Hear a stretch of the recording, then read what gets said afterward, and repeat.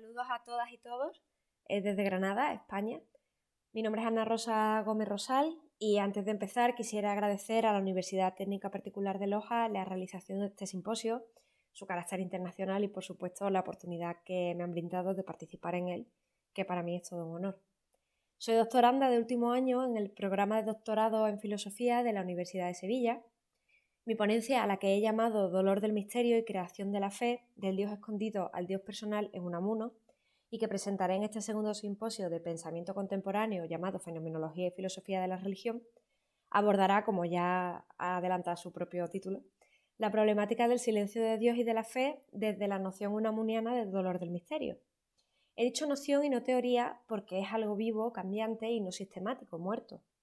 Es por ello por lo que aprovecho la oportunidad para hacer un llamamiento a quienes estén interesados en este asunto a aportar su visión e indagar conmigo sobre el alcance de lo que voy a exponer, que creo que es la mejor manera de mantener viva una idea. Por mi parte, durante los últimos 6 años he centrado mi labor investigadora en el pensamiento ontoteológico unamuniano, descubriendo para mi sorpresa que en la mayoría de los casos donde se ha indagado en el dolor, o bien se ha eludido tratar sobre el dolor del misterio o bien se ha considerado rasgo de una actitud pesimista. En la mayoría de estudios recientes, al contrario de lo que pasó en la década de los 60 del siglo pasado,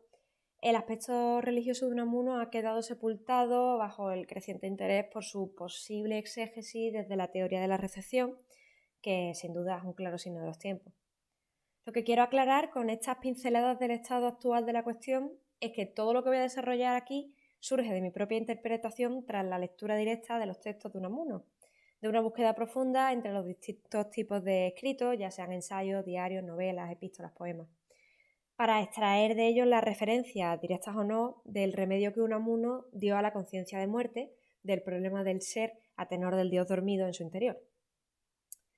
El contexto del que vamos a ocuparnos surge de un contexto de crisis muy similar al que estamos viviendo en la actualidad a nivel global.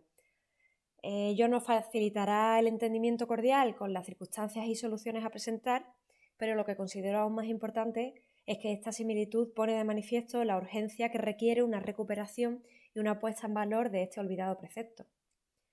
No parece haber mejor momento para esta tarea que ahora, además de, por lo anterior, por la actualidad de la que goza la figura de Unamuno a la luz de las últimas proyecciones cinematográficas del pasado año.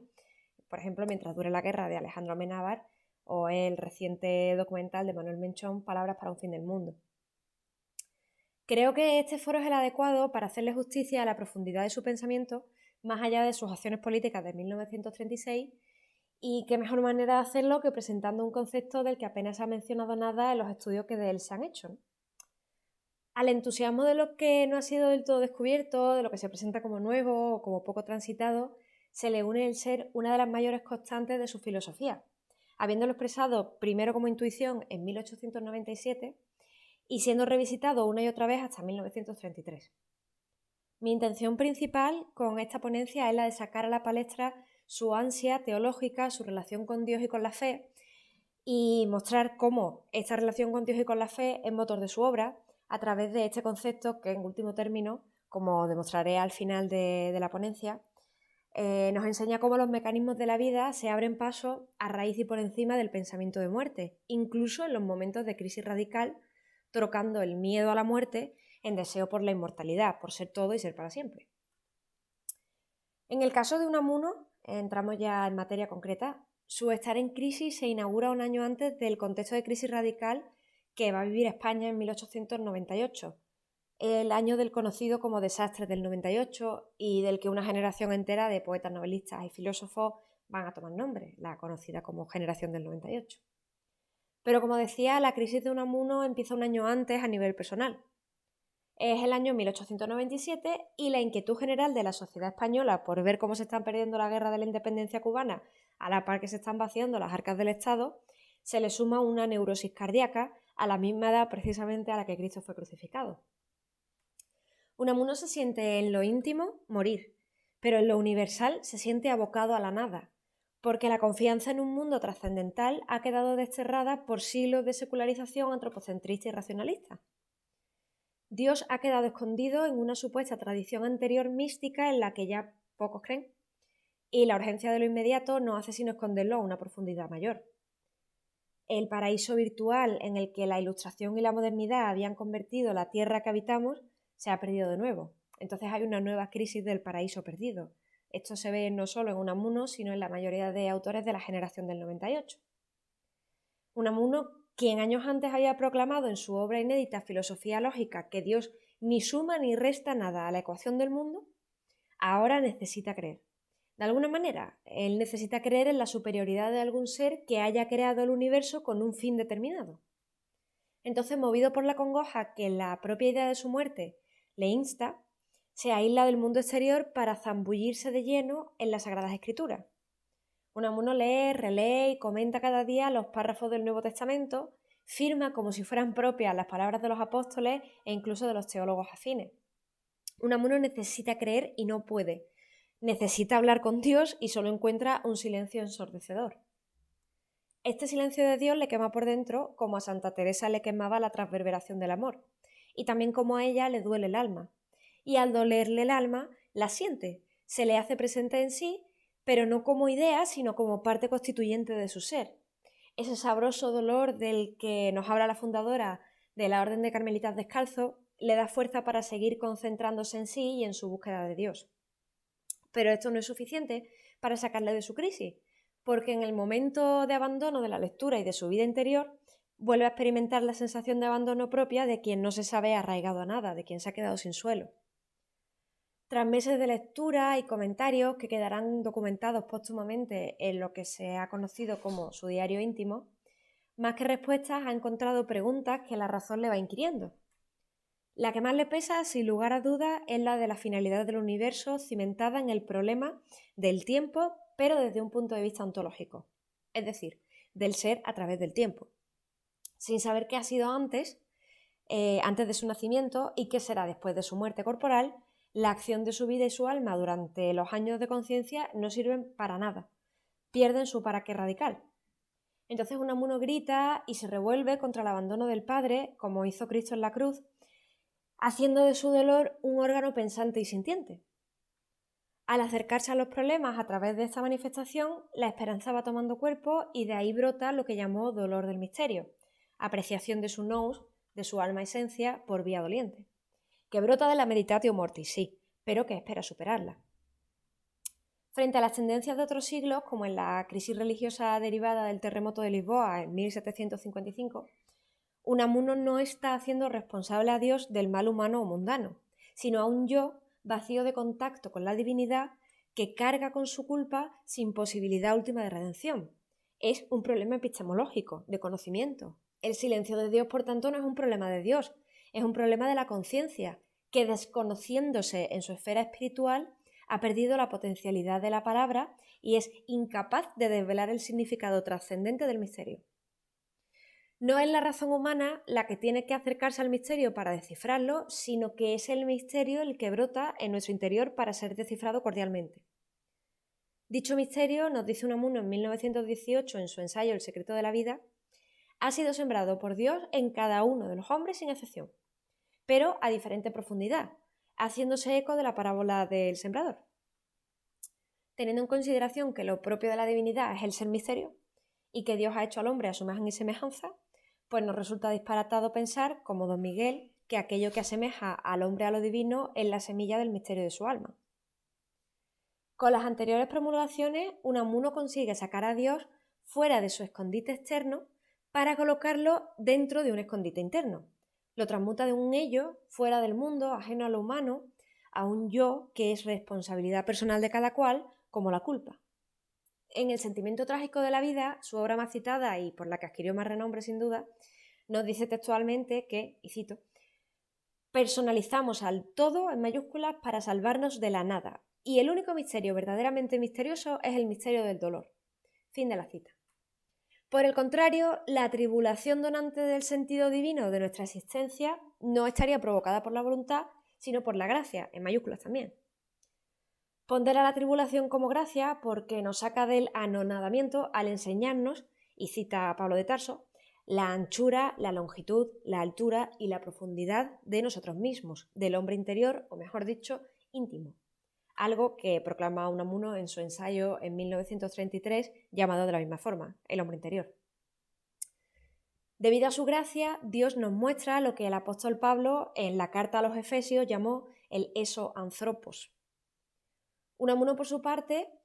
hace de ese estar ahí interior encuentro con Dios. Lo convierte en lugar testigo privilegiado en el que el misterio se transmuta en secreto personal.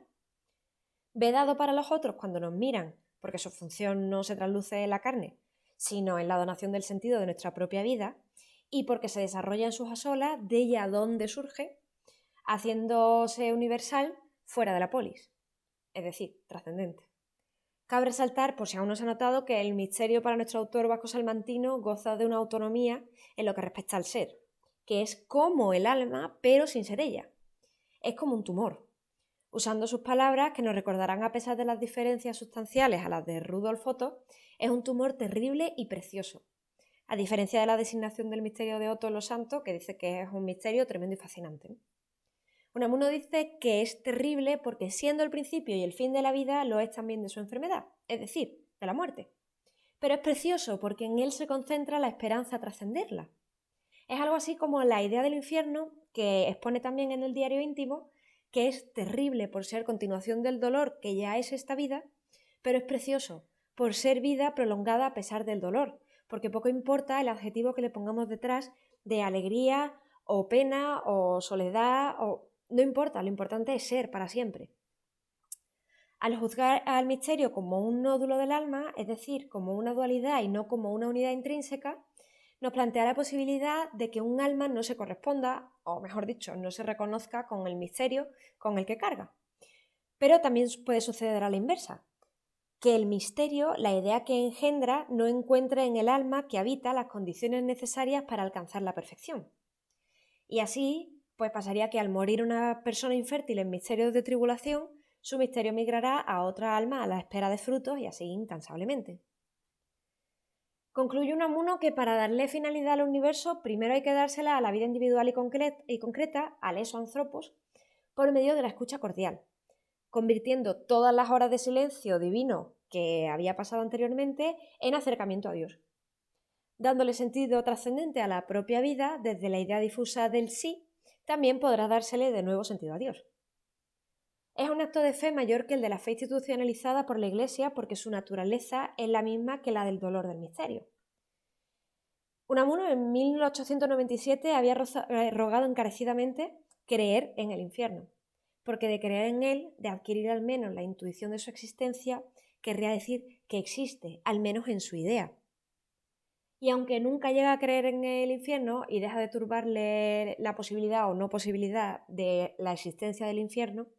adquiere, por contra, la idea de la fe, que le resulta suficiente como para saber que existe, porque lo que adquiere realmente es un querer creer. Es algo que se forma como idea en su conciencia y lo mismo que pedía con el infierno, pues lo conseguirá con la fe.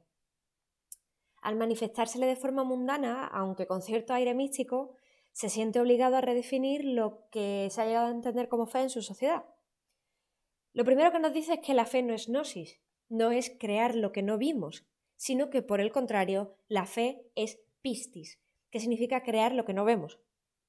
La finalidad del universo, por tanto, no puede ser fe en un fundamento que desconocemos, que ni siquiera se nos presenta como forma oculta porque se ha matado al continente del contenido. La finalidad del universo tiene que ser necesariamente creada por cada uno de los que despiertos, por y al dolor del misterio a través de la tribulación, se enfrenta a sus asolas a extraer lo velado por Dios en sí, es decir, en el eso anthropos, no en Dios. Ya en Nicodemo el Fariseo, en 1899, se acercaba a dicho sentido de la fe de la siguiente forma, cito: ¿que no tiene fin alguno el universo? Pues démoseles, y no será tal donación, si la obtenemos, más que el descubrimiento de su finalidad velada.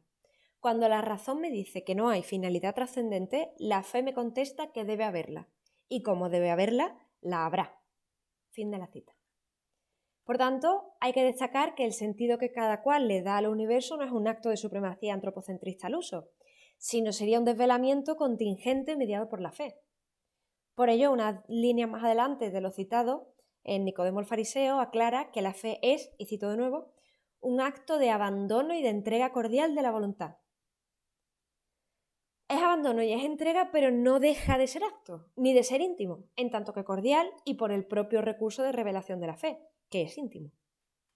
La forma en la que la fe combate a la razón es reproducción del principio creador genesíaco, o lo que es lo mismo, haciendo uso de la palabra que crea diciendo. La fe nos habla, nos nombra desde dentro el mundo de las esencias, nos señala los caminos por los que podemos transitar, infundiéndonos esperanza en hallar una respuesta universal a pesar de saber que no se puede salir victorioso de la batalla.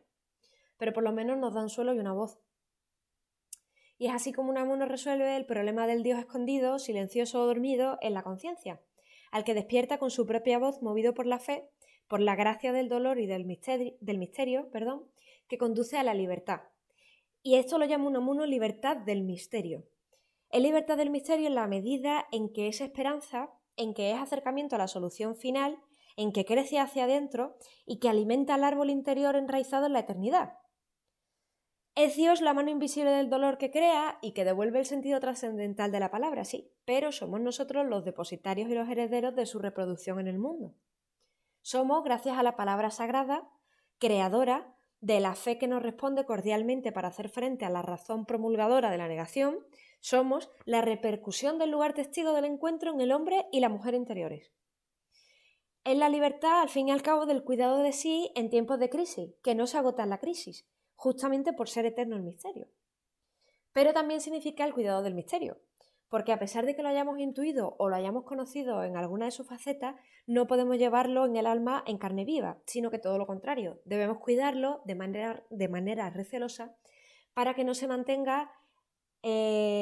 fuera de los límites que le corresponden, es decir, para que no salga de la pureza de lo íntimo que es propio del espíritu, a sabiendas de la aporía que supone el intentar transmitirlo con un lenguaje mundano, terrenal.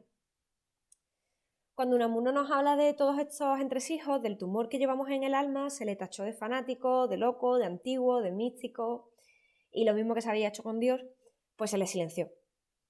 Quizás es por ello por lo que la historia continuó con esta labor al excluir de su Meditatio Mortis la idea del dolor del misterio, quedándose únicamente con lo tangible de la muerte, con el dolor de la nada. El actual estado de crisis radical al que nos enfrentamos me parece el momento adecuado para rescatar su voz, hablando a lo íntimo, no solo de lo íntimo, porque ahora como antes pues nos duele el misterio de lo que vendrá y nos impele a contraernos en busca de una solución universal desde lo particular. ¿Acaso la evocación de estas palabras conduzca al fin último de la necesidad humana, que no es otro que el de acercarnos, superar el aislamiento de los otros y de lo otro, en mayúscula, para hacer brotar en el alma las semillas dormidas en nuestra conciencia que se mueren por llenar la tierra que no se ve de esperanza y cordialidad? Y sin más dilación, pues os cedo la palabra esperando haber demostrado el campo abierto que tenemos por delante y reiterando mi invitación a la participación en una cuestión que hoy como entonces pues nos impele a adentrarnos aún más en lo radical del estar en crisis para que el ser absoluto salga victorioso de la nada. Muchas gracias.